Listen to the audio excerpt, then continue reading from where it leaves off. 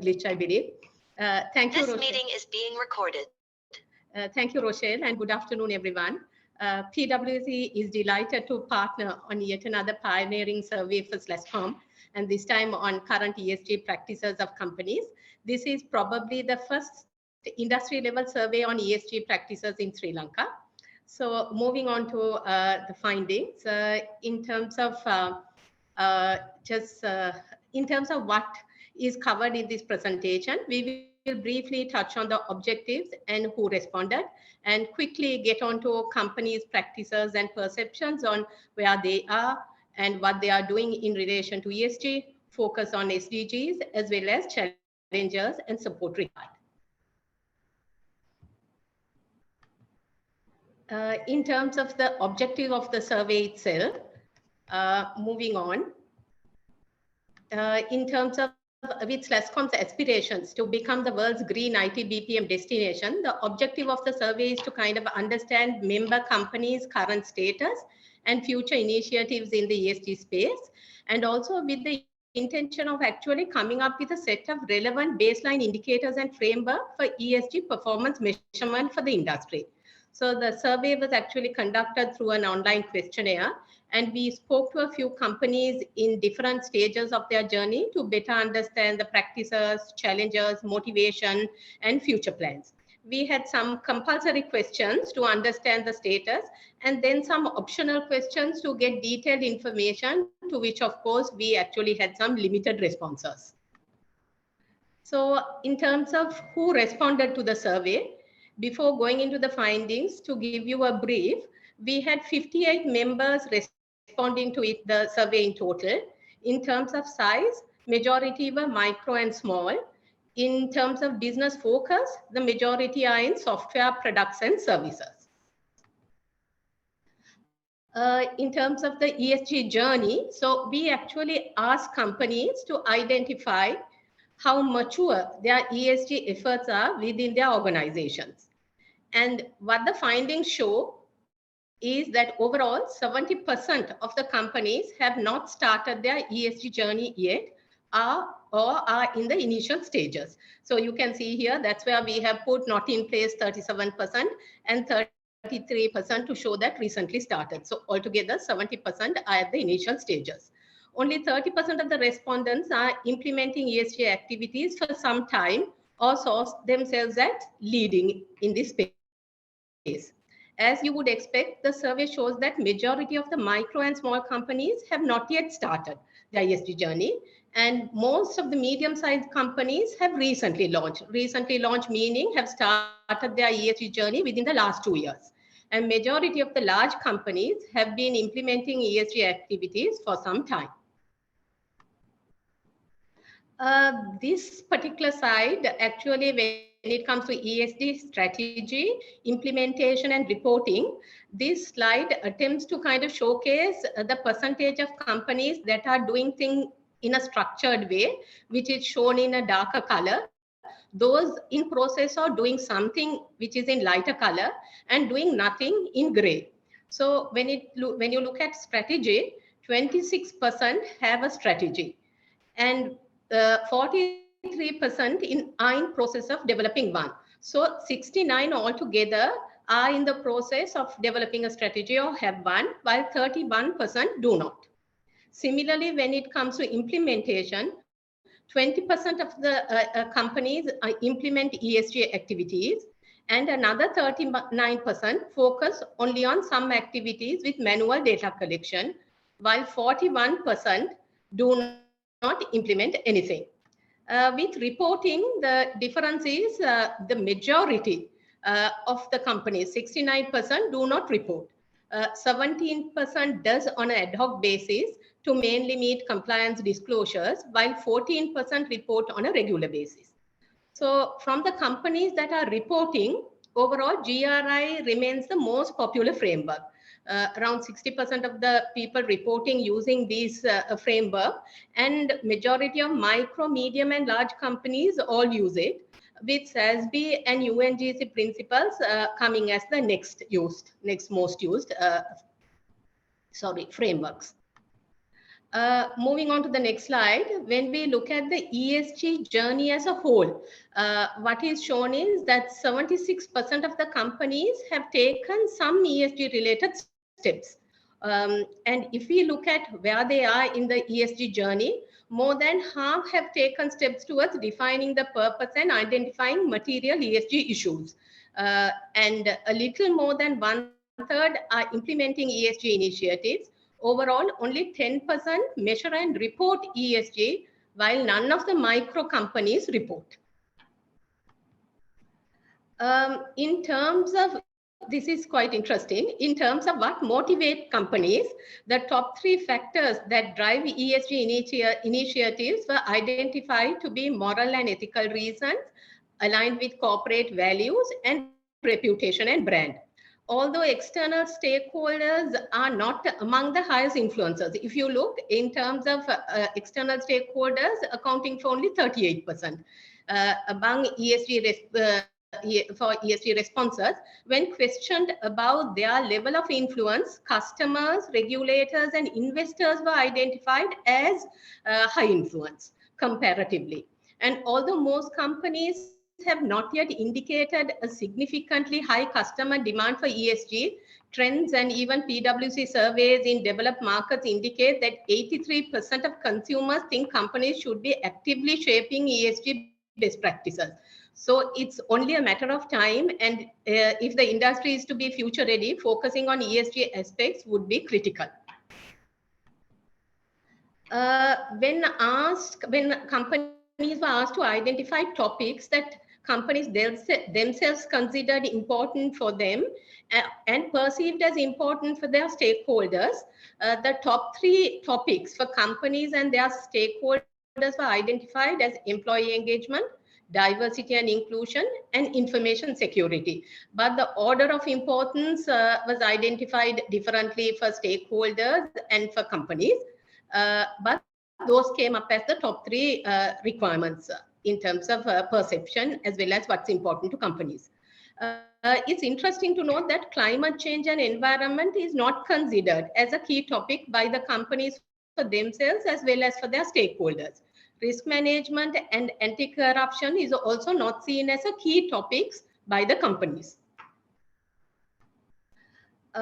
In terms of what are companies looking at in the environmental space, going a little more in depth to identify environmental aspects, would like to kind of highlight 3 key points from this slide.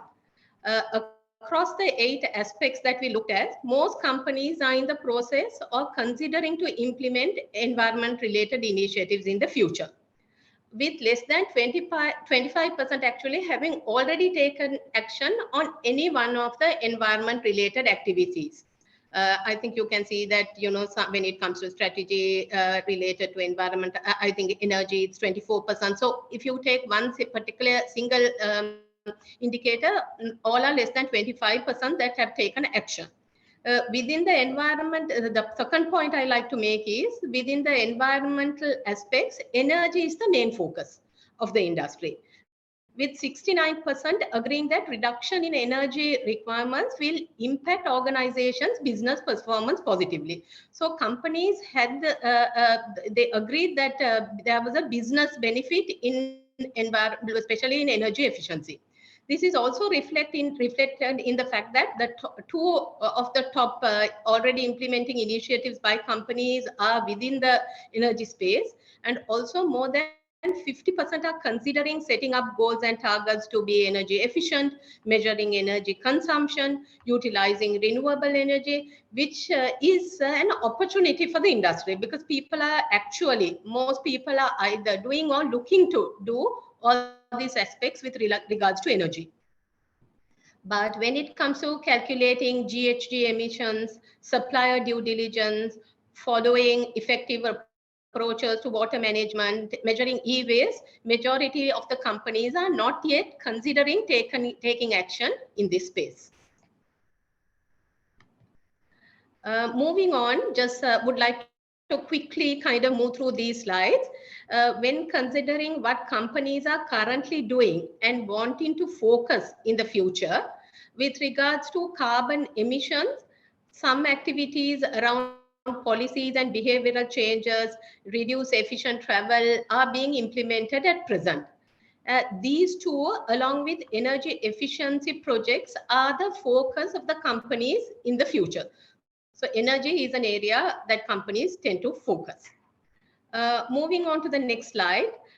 With regards to water, a significant majority of companies, more than 80% actually, are focusing on reduce efficient water consumption as both their current and future initiatives, with a smaller proportion focusing on water recycling as well. With regards to waste management, paper, plastic, e-waste, all three are focuses for companies now and in the future. Of course, paper is the most number of companies focus being on paper, while nearly half of the companies are also focusing on plastic and e-waste management. And from our interactions, what we also understood is lack of information such as certified recyclers was indicated as a challenge in managing their waste. Then infrastructure on cloud is also seen as an opportunity by most. Majority, 59% actually of them identified that infrastructure was in cloud as an opportunity now and for the future. And companies consider types of technology as the next highest important in terms of clean technology. This slide kind of tries to list out some of the initiatives taken by companies. We have captured some of them here. So just to take a few, going for solar investment, introducing policy to reduce plastic and paper, energy efficient fittings, and creating energy consciousness among employees are some of the initiatives that are already being taken by companies. Now kind of moving on to social. When it comes to social, there's much more focus on this in terms of what companies are doing. Most companies have policies and procedures in place. If you see here, look, all of them are already doing, as opposed to when we looked at the previous one on the environment side, what we kind of showed you was most companies are considering to do or in the future. Whereas when it comes to social, most companies are already practicing. More social initiatives are focused towards the employees. And it also shows that these initiatives are working as attrition for majority is below, like over 70% of the industry indicated that attrition for the majority is below 15%. So on the social side, there's lots being done at present.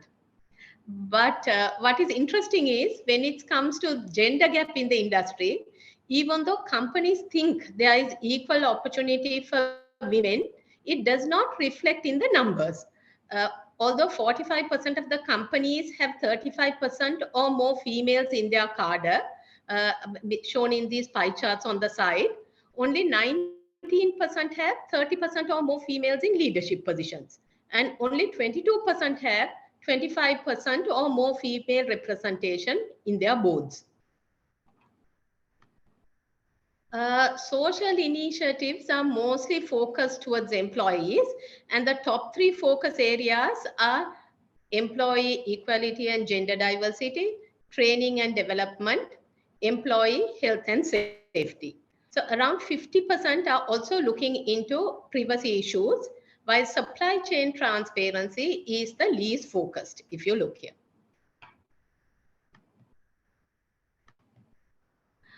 Some examples, again, taken by companies in the social space is listed here.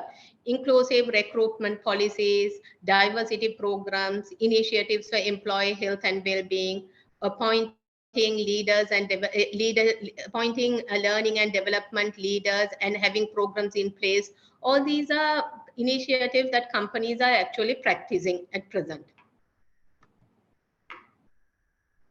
In terms of governance, majority of the companies agree that there is sufficient leadership commitment towards ESG. Look, with majority, more than 90% agreeing leadership is committed to driving ESG. However, commitment in terms of fund allocation, the interesting fact is that commitment in terms of fund allocation is not reflected, with 50% being neutral or in disagreement in terms of adequate funding is actually allocated for ESG. So the other thing is 31% disagree that ESG reporting of their companies represent an accurate picture of its values. So these were actually findings from the survey itself. Moving on, in terms of SDGs, when you consider SDGs, almost 1/3 of the companies are aware and implementing activities that are linked to SDGs. And around another 1/3 do not have a clear idea of SDGs at all. So so the others are actually having an idea, but may not be reporting necessarily on SDGs. So majority of small and medium companies are aware of SDGs, even though their activities are not linked to it. Also, when asked the relevance of SDGs, all 17 SDGs were picked as relevant by at least one company. But however, overall, the top 5 are the ones that are shown here, which is no poverty, good health and well-being, quality education, gender equality, and decent work and economic growth. We also asked the challenges and support required. And the top 3 challenges for companies to embark on the ESG journey are related to financial, awareness or mindset, and human resource requirements. In terms of key asks from the companies, thought leadership and knowledge sharing sessions is the most sought after support from SLASSCOM. Capacity building workshop and developing the business case for ESG are other key areas where support is required for companies. Actually, this kind of brings me to the end of the kind of findings of the survey. In terms of the next steps, SLASSCOM will focus on capacity building, encourage and support implementation of initiatives, and focus on branding the industry as ESG compliant. I'm sure Jehan will kind of give you details on it. I'm happy to take any questions at the end of this session. Thank you.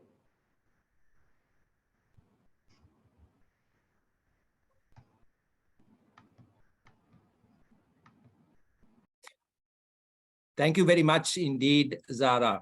So my thanks goes to Niveda, Zara, and to PwC for an excellent report. This is the first of its kind in the industry. I would also like to thank Azam from the UN Resident Coordinator's Office, who has been such a support in this whole journey and going through meticulously the entire report line by line to see how best we could tailor it for the needs of the industry. And the ESG core team that has been part of this every step of the way, particularly Rochelle from the corporate office. I would also like to thank everyone who contributed to the survey with the statistics and with the survey responses, to Sandra Ashik for their leadership and the SLASSCOM board. For the first time, we have a baseline report across the entire industry. To my knowledge, this is the very first time any industry in Sri Lanka has done this survey across its membership to have an industry report on ESG. So this is a very good baseline and a start for us in our journey to be the world's first green IT BPM destination. Today, as we speak, 1/3 of Pakistan is suffering the impact of a devastating flood. There are record temperatures in Europe, fires, so on. We all see these horrifying images of icebergs melting. The food we eat is poisoned. We eat apparently a credit card worth of plastics every year from microplastics in our food. Hence, for Europe and the US, the companies there who will be our clients and our investors are absolutely concerned because they see it as an existential crisis for their generation. It's code red for planet Earth. And today, a lot of the companies have this in their top 3 in evaluating delivery partners. So the reality is that in 5 years' time, we will not be able to work with companies in the West if we cannot demonstrate a strong ESG framework. So it's not only the right thing to do, it is the right thing to do, because we too are concerned about the planet, about the future of our children, what we leave behind. It is also an absolute must if we want to ensure the continuity of our industry, and if we want to continue to grow, we need to have a strong ESG framework. Also, our industry is already contributing apparently more than the aviation industry in terms of the carbon footprint and emissions because of the data centers. By 2050, our industry will be contributing 14% of the world's greenhouse gases. Some years ago, if we look back, a lot of our companies saw the need to have CMMI certification, to have ISO certification in order to be accepted as a delivery partner. We wanted to strengthen our credentials as a delivery partner, as a responsible partner. And just like that, in coming years, it will be equally important to have ESG related certifications, ISO 14000 and a host of other certifications in order for us to compete. So it doesn't mean just big costly initiatives. Going for renewables will actually reduce costs. Going for employee health and well-being initiatives will ensure lower attrition and a more productive workforce. Going for social initiatives will help secure the community support. Having diversity in our workforce will help us attract talent, help us retain talent, and will address our capacity challenge. So in every aspect, it is a win-win. We are helping the planet, and we are also helping ourselves. Another aspect that I would like to leave with you is our industry employs 100,000 of the most qualified, better paid, and highly intelligent workforce. Now, if we can educate our workforce, and each of them takes on the responsibility, I think the IT BPO industry can lead, can champion initiatives such as renewables, responsible disposal of plastics, reducing the use of plastic, single-use plastics. So we can really make a difference. We can drive change with the clout that we have as one of the fastest growing industries and having a very, very educated and intelligent workforce. So our goals from a SLASSCOM perspective include creating awareness across the companies, across the membership, and across the workforce. Producing an annual report every year with industry statistics. So what we have is a baseline. What we would like to do on an annual basis going forward is to produce an industry report showing key statistics like our carbon footprint, what are the initiatives that we've taken as an industry, what is our gender diversity, helping our members to start measuring and reporting. So some of the tools and the aspects that are already in place that will help you.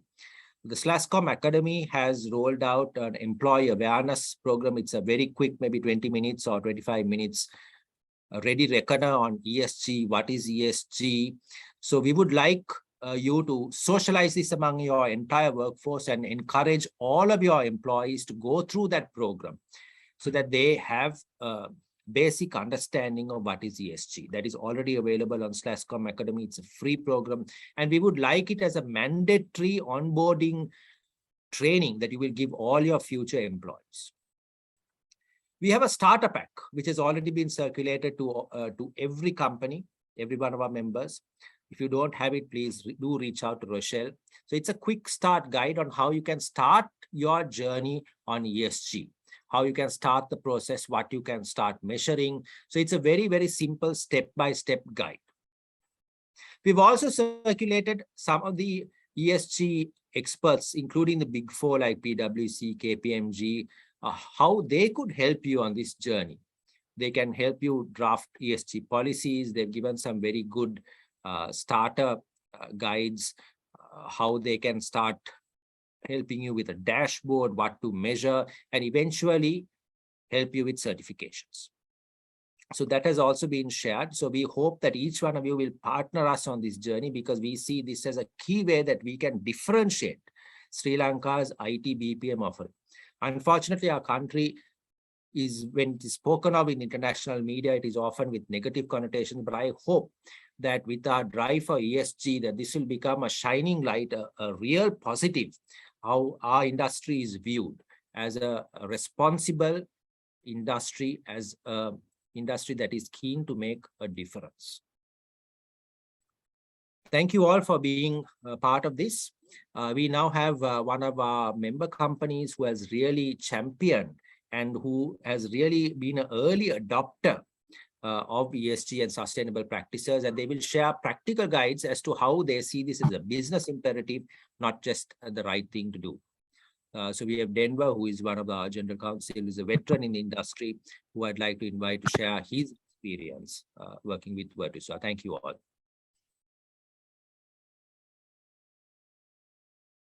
Thanks, Jehan and team Rochelle. I hope you folks can hear me well. Yes, we can hear you, Denver. Yeah, let me just try to get my screen sharing on for a moment.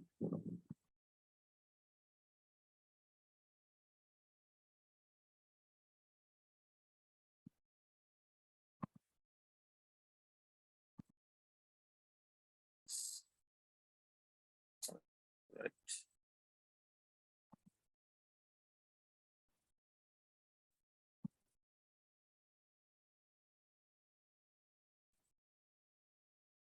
Tim, can you see my screen now?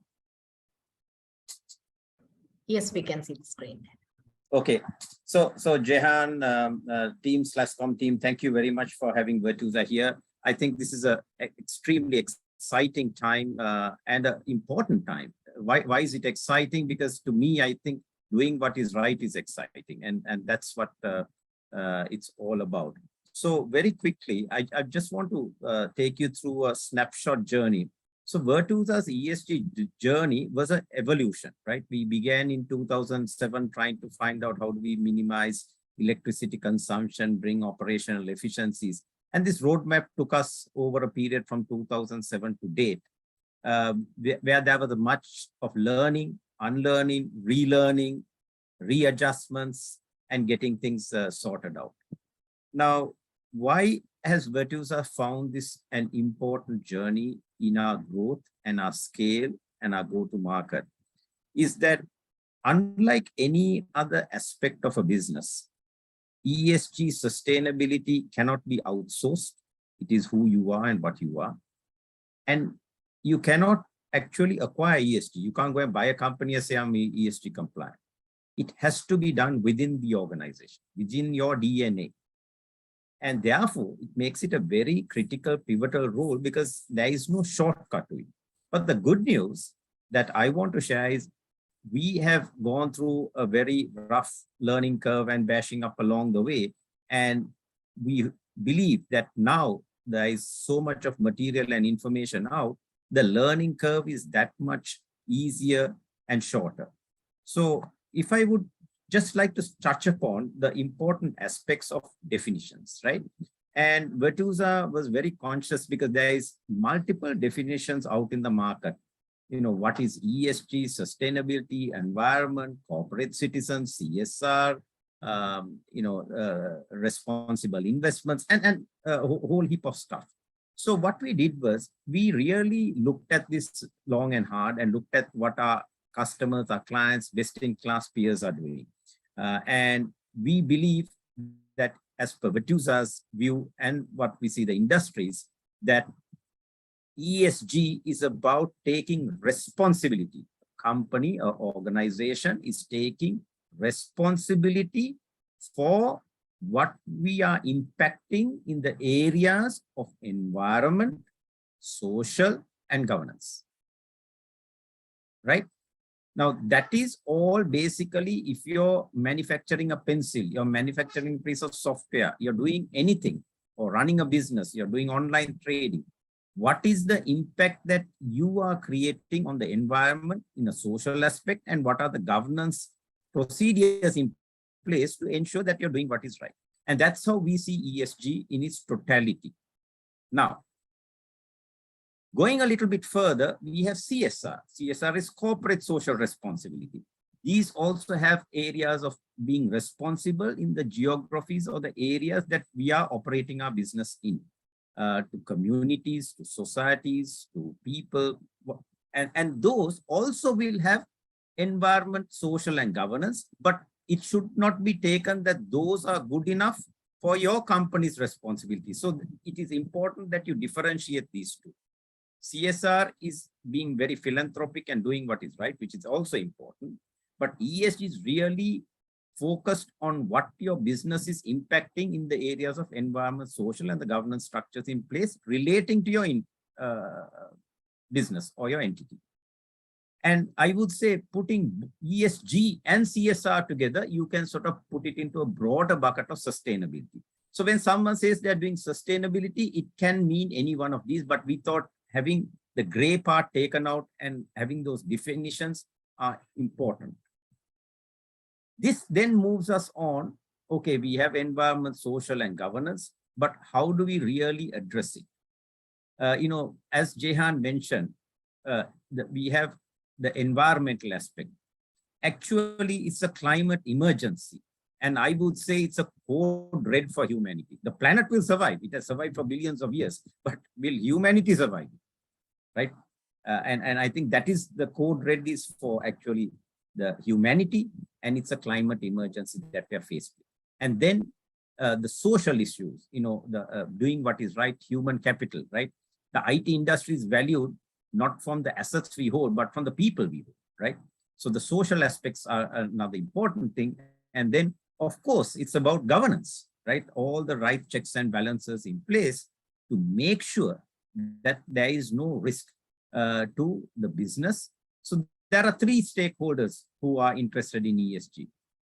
First is, of course, our people, right? The biggest asset of IT companies is people. So how are we responsible to our people in ensuring that we have done what is right? Next, our customers, right? Our customers want to make sure that we are doing what is right because we are impacting their supply chain. How do we positively impact their supply chain? And the last but most important is our stakeholders. People are investing. They want to know, have we put our money in the right place? Are they doing the right things? Are there good KPIs that this company is measuring? How are they benchmarking according to standards? And so on. Just one more point also to add that more and more of our customers are demanding ESG standards and scores, and they're being very prescriptive on some of those, and I'll touch upon them a little bit later. So when we talk about ESG and these aspects, another area that we really took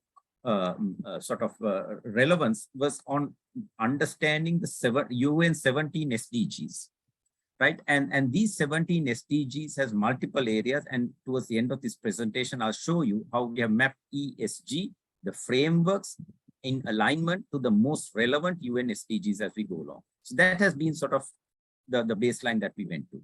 Now, getting back to what people do normally and they talk, and I'll touch upon these aspects: renewable energy, reduction of energy consumption, reducing of fossil fuel. All these things that we do at the end of the day has to have a scientific approach. We can't and we don't want to be called out for greenwashing or social washing. And that is a mistake lots of companies have made. Big companies, banks, etc., are facing lawsuits on these areas. So it is important that as much as we do these things, you can't, be very careful if you're calling yourself net zero. Be very careful if you're saying you're carbon neutral. Make sure you have done the audits. You have got the required credentials verified and double verified to do so. And this is a word of caution, right? As much as there are people who call you out and do that, just be careful that you double check these things. And one of the areas that is accepted as if you're going into a decarbonization or a carbon reduction plan is science-based targets initiative, the SBTIs. And that is something that people will obviously accept as a way of declaring. And in many of the RFPs and things that we respond, this is one of the things that is being asked.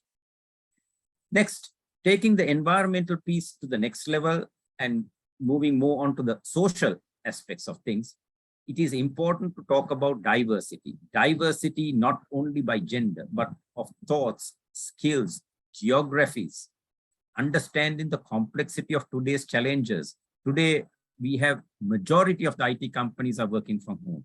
So we are geographic agnostic. We are able to provide the technology and the infrastructure for people who had been pressured to leave the workforce to come and join back again, bringing that talent, giving equity and equality into the mix of social things. So this also brings a different flavor of accountability when you talk of the social aspects that we have. And as Zara pointed out, how many of the women are in leadership, in decision-making positions, right? I think all of us, this is a challenge in the technology area, not just in Sri Lanka, but globally, and things that we have to address. But getting it right and starting right the first time is, I think, one of the most important things. Now, I'm showing you a framework that Virtusa has homegrown and that we're using, and we are sharing these things. This is available in our sustainability reports. You go to the Virtusa website, you'll see this. And what we did was, because of the lack of clarity, we framed up very clearly the areas of the environment, health and safety. So you see multiple rows of areas that we are focusing on. We have also looked at the best frameworks, best-in-class, world-class frameworks and guidelines relevant to those subject areas, and also map the relevant SDGs in alignment to those frameworks and standards. Now, what is important is Virtusa didn't, and I'm being very clear, we did not go after certifications. We went after adopting the standards genuinely to see that it is done properly. And having done so, the certifications came along. So we were not quick to go and put in the newspapers or brag about we are ISO this, that certified. Right, and you can see the areas of business continuity, information security, there is data protection, labor rights, modern day slavery, all kinds of other standards that HR has, anti-bribery corruption in alignment to the acts that are there in Europe and around the world, and also the corporate engagement for the social and other impact activities that we do at a CSR level across. So you will see there is a complete framework that we have done here. And these frameworks are not written on stone, but the content will be updated as and when the standards change. So we have a program where all our staff, Virtusa is today over 35,000, 23 countries across 46 locations, and every single employee is mandated to train hold on, I think there's something going wrong. So they are mandated to take online training and testing. And why is this? It's scalable. Today we can do it 35,000, 350,000, 100,000, whatever the number is, we have a platform to scale and grow. And these are the important things that we have built over the years. But what I'm trying to show you is that these things have a humble beginning. And the beginning is just as Jehan said, as PwC said, and anyone else says, is start measuring. Identify the KPIs most relevant to you. Start with the data you have. Start with the information that you can collect. And this takes us to areas where you will be able to offer ESG propositions, best-in-class efficient laptops, is your, get your procurement aspects right. Make sure you have gender diversity amongst your teams, create bottoms-up, lateral hiring. Measure, Google Cloud, if you go, there are great videos about running energy efficiency where you run a server in Australia during the daytime and then you continue running it in the UK during daytime, so that across the platform, you're 100% on renewable energy, but not depending on any other sources of energy. So there are multiple ways to do this from that. Then the Internet of Things, anything that you bring in efficiencies is ESG friendly. That's the bottom line, right? And also the data analytics go through machine learning, robotics process automation, all these technologies, you can always pick up a ESG proposition. And I just thought I'll leave it to you where technology has the ability to reduce and significantly impact our environmental reduction and even bring in social equality. As I said, the work from home, geographic agnosticity, bringing people with diverse skills into the workforce, and all those aspects. So if you take this overall things that I've spoken about, what has this resulted for Virtusa? And these are the highlights I just like to talk to you about, right? So we have been over a period of time, and these are all measured, audited accounts because we have third-party verification. You see some significant environmental, social, and governance impact that Virtusa has been able to drive over a period of time, very, very consistently and focused. And our management has been receptive. They have been encouraging. Now, you will see the Carbon Disclosure Project is a CDP rating. It is something we were first introduced by our clients who wanted us to report into it.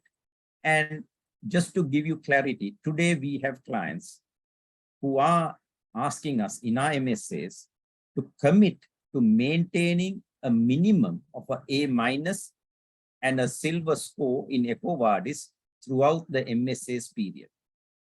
That is the level that they're going to, right? Because these measuring things have got credibility. We are having now clients who are also asking us, what are your SBTi targets? By when are you hoping to set them? We don't have it yet. Virtusa is aspirational to get to that. But that is how serious the business is. Over close to 50%, about 46% of Virtusa's revenue generating customers have all come back to us with ESG aspects that they want us to complete and fill out. They want us to commit to certain reduction plans. They want us to commit to how we are contributing to improving their supply chain, their scope 3 emissions, etc. And we have to do the same with our supply chain. And today we would go to Google Cloud, to AWS, Azure, and ask, what is the environmental benefit of moving these things here? We will go to our procurement people. We want zero packaging. We want recycled plastic in the laptops, and so on, right? So these are the areas that you can do whilst you do things for your customers, for your staff, your teams. You can also go to your supply chain. We had a particular, some vendors when pre-COVID were operating in the Virtusa cafeteria spaces. We said zero plastics. You can't bring. And so we have a zero plastics policy. And if anyone has to bring any products that have single-use plastics, we want to understand that and make sure that we encourage those changes. So these are little things that can be done, but I think it will be greater to go into a discussion. So I will keep the floor open. Jehan, Rochelle, anyone else, please feel free to basically happy to take on questions and take it up from there. Thank you, Denver. Thanks a lot. That was a very insightful knowledge sharing. So we can open up the session for any questions from any of the three speakers we had, Zara, Denver, or Jehan. Or else you also can put into the chat. We'll pick it up from there.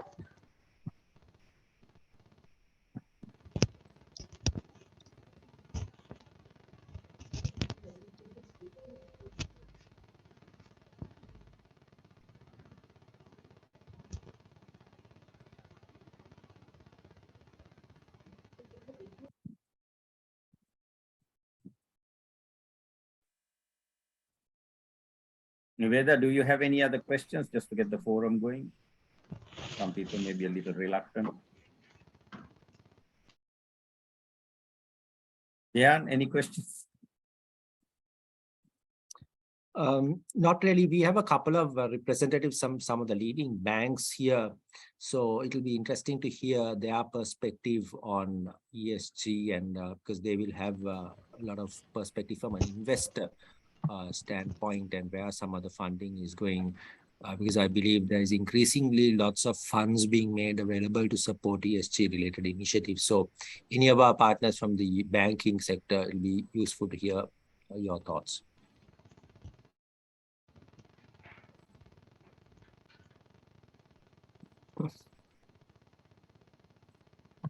Hi, Jehan. This is Hitesh. Hi. Hi. Yeah, hope you can hear me. Loud and clear. Yes. So actually, great survey. Actually, it's a need of the hour, I guess, as you mentioned. No, I haven't come across such a survey. And also, on behalf of banks, and as we presented to you, and our initiative is Any Bank, and we won the Climate Launchpad initiative, the world's largest green idea competition. So this is kind of a green banking system, as well as assessing their ESG status and getting them to look at paper waste and digitally onboard them, as well as so many other parties to it. So what we need is kind of a central attention. I think we discussed this, and also we have our co-founder Petula, who's actually closely working with banks as well. So if we can work something, as you mentioned, there are banks here. So at the industry level, we can lead that, getting the attention for ESG and also net zero at the next stage of it. For sure. Thank you very much for that. Great idea. Thank you.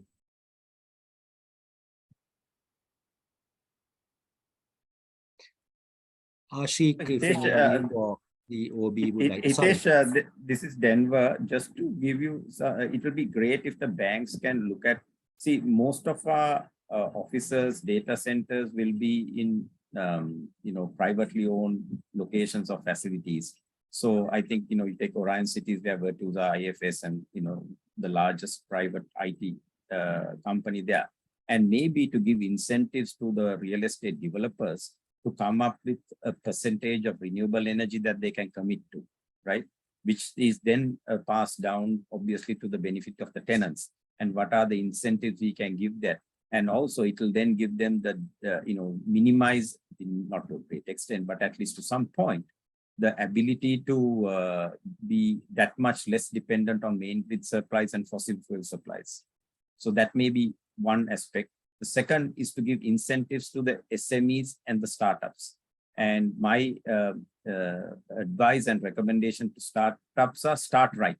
Start right on day one. If you have 5 laptops and something going, make sure you get 2 solar panels and something, and make sure your renewable energy, decarbonized on day one. And I think because if you start right, then the journey is that much easier. Your value proposition goes up. You will be able to attract investors plus people, even including your clientele, because you've got all the ESG tick boxes genuinely right, and you will not be caught out with greenwashing. So I just thought these 2 areas, the startups, as well as the existing IT infrastructure, real estate portfolio developers, be encouraged to look at the ways to decarbonize and basically move towards a net zero target eventually. So I'd just like to leave these thoughts with you. Thank you, Denver. Yes. We also have one of our advisory members here, Nikhil Hydramani. So he was one of those who launched these very inspiring garments without guilt, which really transformed our apparel industry and helped us to, I think, secure some of the world's biggest brand names. So that's a great case study how our apparel industry really became a leader globally in terms of their responsible and sustainable practices.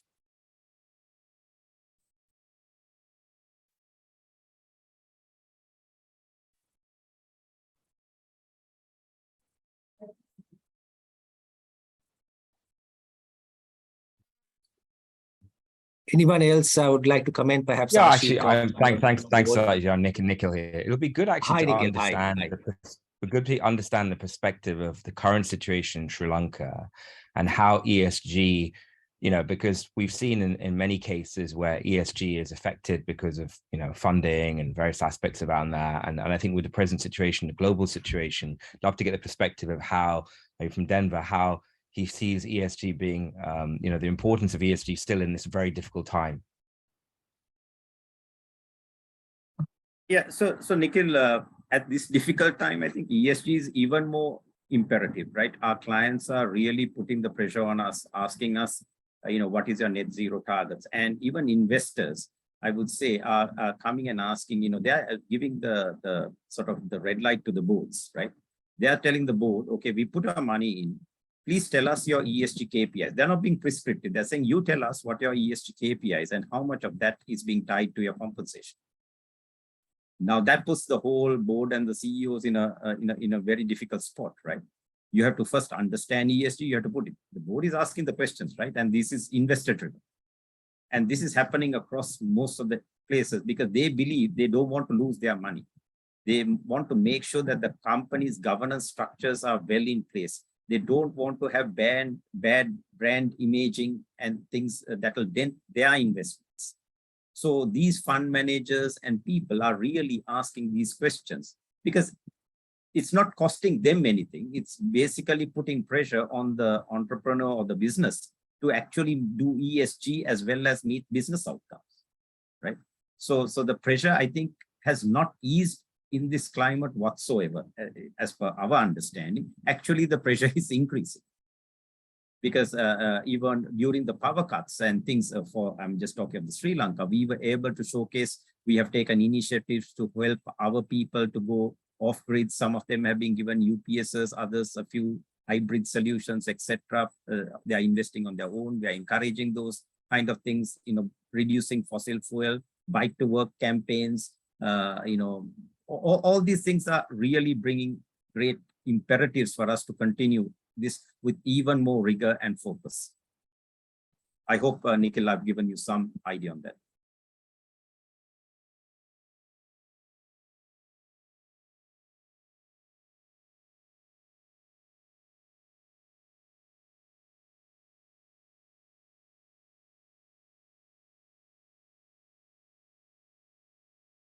Thank you for that question, Nikhil, and thank you for the response, Denver.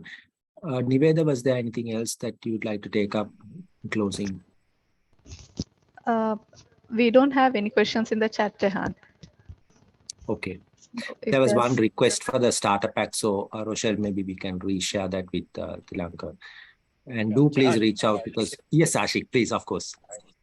No, I was listening, and I first and foremost thank you very much for the ESG team or the ESG forum at SLASSCOM, and I know Denver and Zara wear multiple hats here, their own organization hats as well as their contribution within SLASSCOM.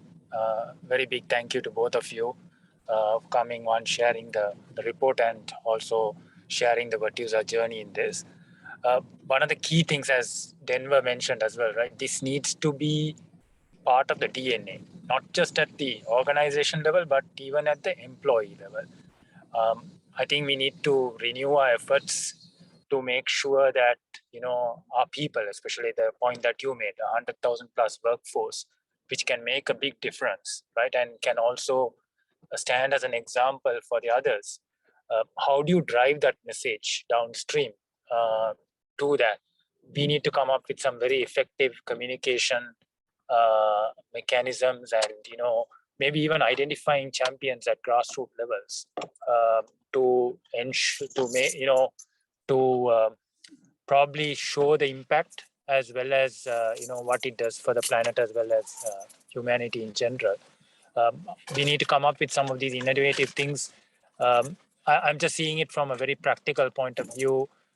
We still, adoption at individual levels still seems to be lacking. People still don't understand the importance of this in terms of saving the planet and the impact it has on humanity.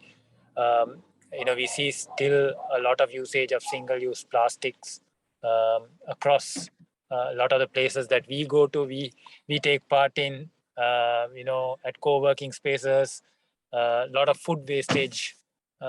So things like these, we need to come up with certain ideas, I suppose, with all the practitioners here, without just mandating at organization level, but in inculcating this into every individual level. How do we do this? I suppose the younger generation are much more tuned to this, but then we have some of these generations that are going through our organizations whom we need to be, looking at influencing. Ashik, I think you raise a very valid point. And just to let you know, Virtusa's journey, we didn't have a sustainability team or a budget for many years until about last year, because what we did was we made it everybody's business. We asked every functional head to tell us what are your environment, social and governance KPIs you believe you should be measuring. And we started sharing with them the industry best practices and said, what do you think of measuring this? How do you think this would look like? And that became things where each one, I mean, we went to the technology and said, how do you build energy efficient technologies? How do you make sure the screensaver uses less power, like in the mobile technologies, right? You want to make sure your battery life doesn't drain, however good the battery, the app is, right?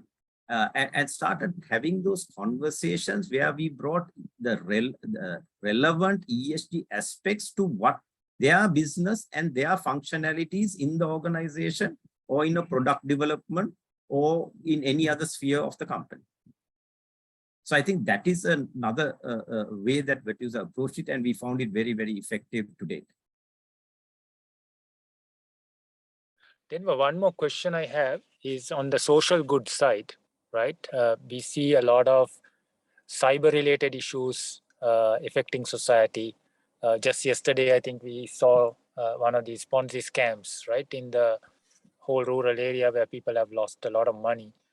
Are those also part of ESG agenda, or do they, because it has a technology flavor which is being misused? Yes, I mean, see, it's a part of social responsibility. So for example, it's like, drive safe to work, right to work, those are general social norms that you would do. But as an industry, I think we need to respond to it.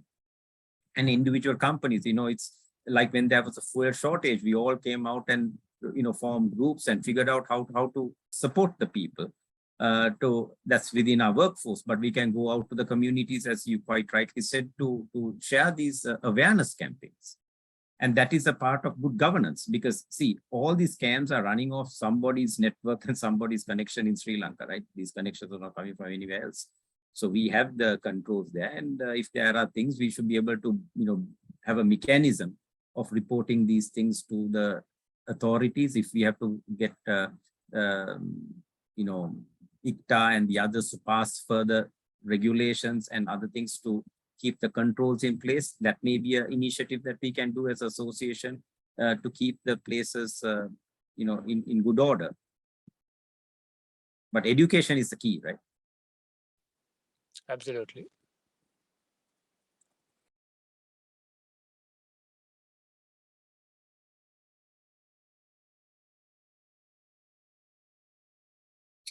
Thank you, Ashik, for those comments and the question. Niveda, over to you.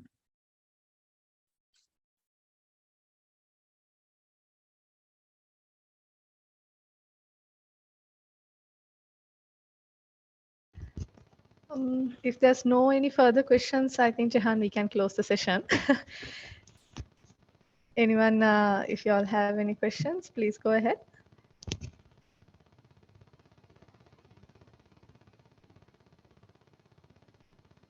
I think we don't have any further questions. So thank you so much, Jehan. Thank you, Denver, and also Zara. Thank you so much for the session. Thanks, Rochelle, for organizing the session. Thank you, everyone, for participating. Thank you. Thank you, everyone. Thanks a lot.